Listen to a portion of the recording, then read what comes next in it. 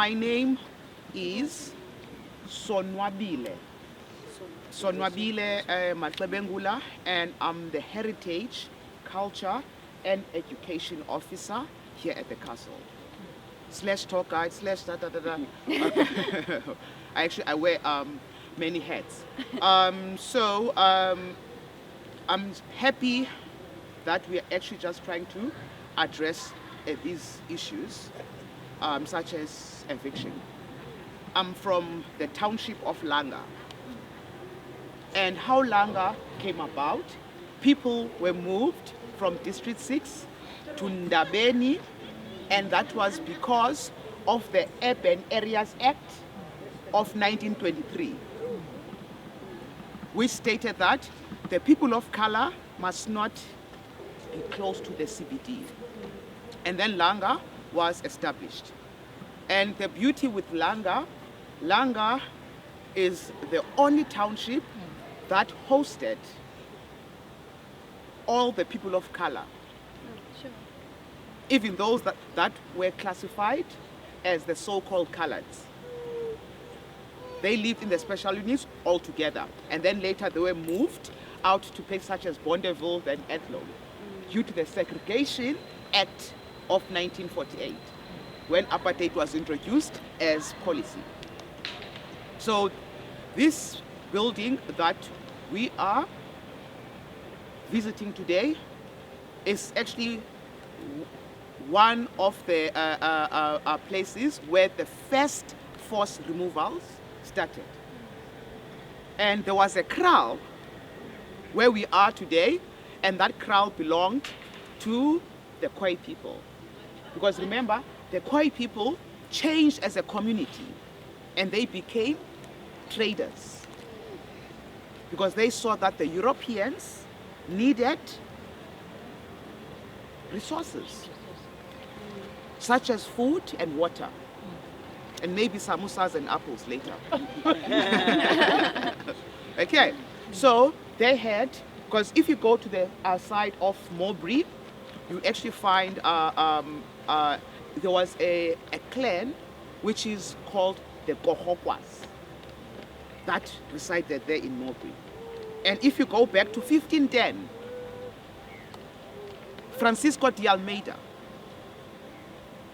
because they were battering, so after a battering, they then stole cattle from the Khoi people. And after that, they also attempted to abduct Khoi children, possibly to take them as slaves. So this made the Khoi to attack them. And that was in 1510. It's called the Battle of Table Bay. And they were defeated. And going back to 1488 as well. So we're now going to talk about land and territories. And that was way before the Berlin Conference. So 1488, Bartholomew Diaz docks at what was actually called Dwikaip by the Khoi people. Dwikaip meaning the place where the clouds gather, which makes sense because of the two ocean currents. Dwikaip, the place where the clouds gather. And then he was then offered water and food. And then the second time, he went on his own to get the water. And then he was told, no. There's a system here. You mentioned something about illegality. Whose policies and laws are those? Because people in Africa moved. There was no homelessness in Africa. You all belonged. There were no territories, there were no boundaries. No one owned land. It was the people as a community that owned land. No one was pushed aside.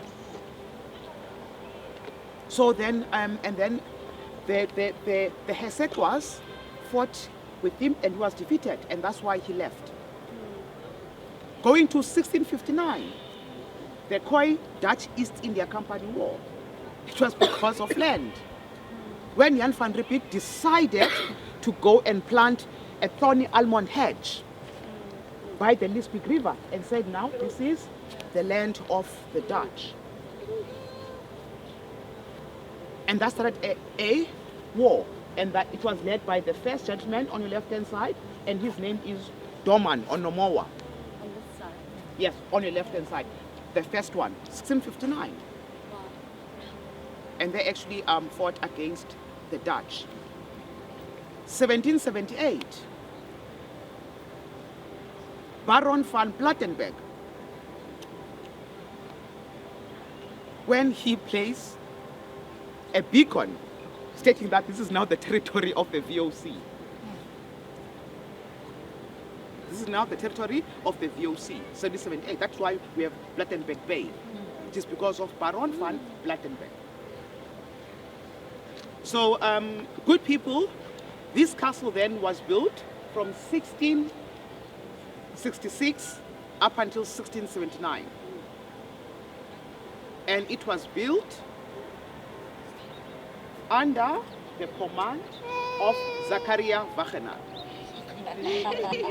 Zachariah! Hey, Zachariah, my brother. Okay. And Zachariah is trouble. So it was built under his command. He did nothing. Who built this? It was built by enslaved people. Over 300 of them that built this castle. Over 300 enslaved people built this castle that were sometimes assisted by passing sailors and soldiers.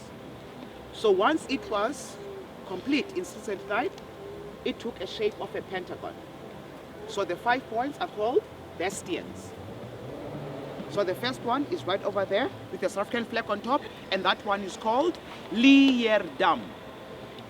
Leerdam. The second one is right over here towards my right hand side, and this one is called Buren.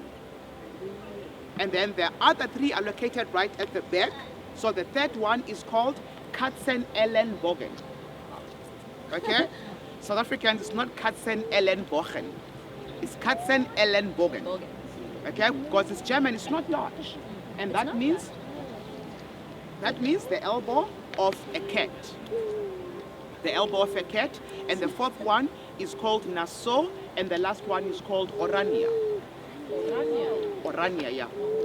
Okay, and all of these, those were the main titles of Willem, the Prince of Orange. Willem van Orania. Because remember, Dutch people had no last names.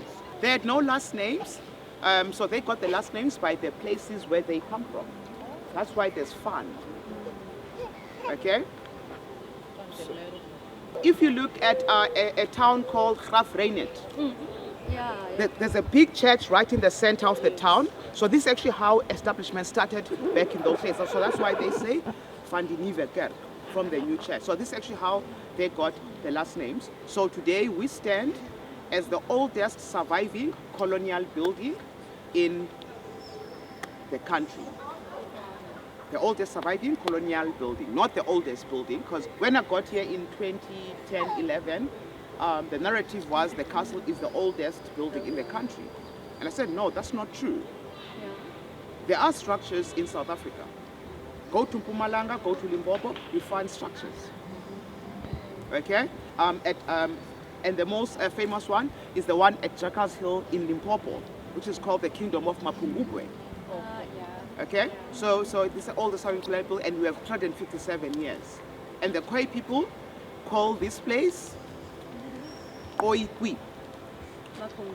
No, this place. Yeah. This place, okay. Oikwi means a stone kraal. Do you know why? Because of that kraal that was here. That was here first, so they call this a stone kraal, or a kraal that was built out of stone. Yeah. Okay? So we have a couple of museums. So we're just going to go inside, just going to explain a bit there, and also to talk about the battle of 1795 of Muizenberg, which was fighting to defend the Cape. this land that we are still contesting today. Okay, it happened by the European countries. It's actually very interesting, but I'm just going to elaborate that when we get into the museum.